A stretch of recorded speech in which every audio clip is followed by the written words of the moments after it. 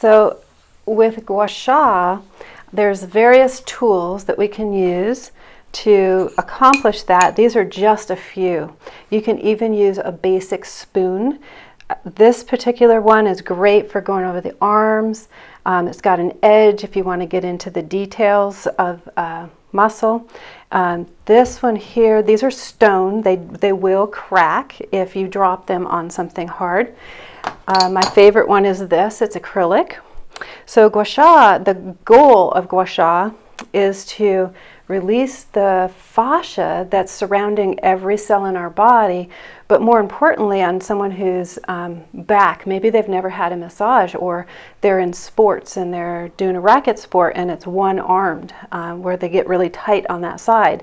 So this releases fascia, which is like, imagine a big piece of saran wrap over her back. And this is just a scraping of the skin. Traditional Gua Sha originated in China, and a lot of acupuncturists use it, and they typically use it locally.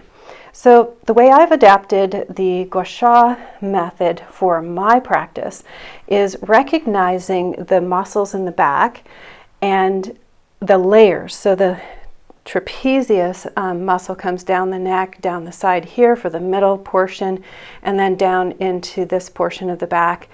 So that whole thing is the trapezius. Underneath of the trapezius is the rhomboid, the teres minor and major, and the latissimus dorsi comes from the low back. It's another superficial muscle, comes from the low back up into the arm, attaches actually on the front side of the arm. So if you have a back injury, your brain will tell the muscles in the back to tighten up over this, and the latissimus gets caught up in this aponeurosis, which then pulls down on the shoulder, and all of a sudden you have shoulder problems, and you're wondering, how did that happen?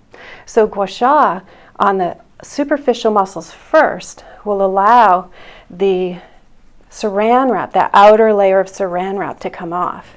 And I just lightly go over the top portion, just releasing the back and the fascia.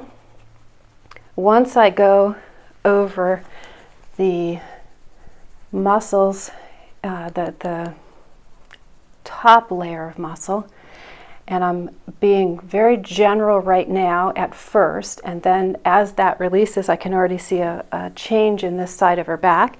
I typically do one side at a time, so you can feel what the difference is when you have one side done and not the other. So following this all the way up, and then following the latissimus, and you want to go with the grain.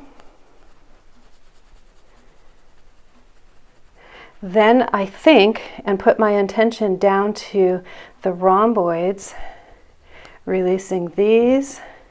And I do it in a couple of different directions because there are other muscles, that little ones, that go in the other directions. There. Then you can come through the tricep, which gets caught in the latissimus dorsi. So if you're trying to release that latissimus dorsi, it may not release unless you get this piece of tricep off of that latissimus. The Gua Sha does bring up redness in the areas, and I'm going to go to the infraspinatus.